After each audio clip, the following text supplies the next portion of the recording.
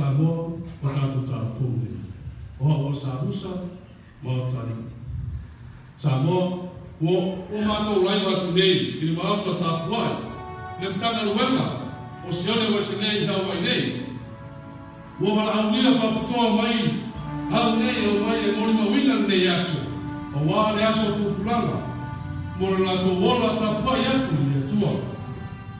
O mai tau wina ni tau tia, le ola tāpuai atu pulanga i nei o na poi hawai nei. Whai mai o sia opo mo sia sau, le ai Samoa. O le mea iai le atua, o lo iai le arofa le atua, o lo la tau whātasi whānau le atua, e tā puai no la suafu laia. Ai,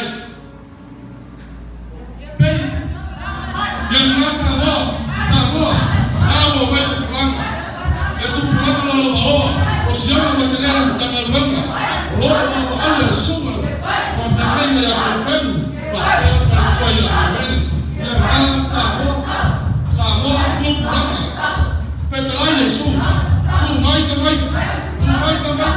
e apa lota ola, e au mai o suafu pai. E ngā Samoa, sila po.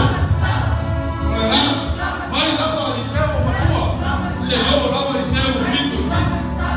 Samoa, aua nei, tu uan whanau, tu maita, e te lapa lota ola, e ta puai mau mai numu le tua.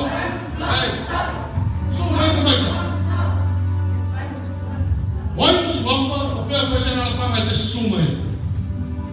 Ia o lo roa wao te sau mei tāwhunga i Bethesda. O, se e whamatala ina mai, o lo whapunga mai Samoa mora lato silisina. O lea tāua nei asa i atoe, se whamatala ina. Samoa, tupulanga o le umanai o a ina, nuu mai e kalesia. Tupulanga, sulai ia.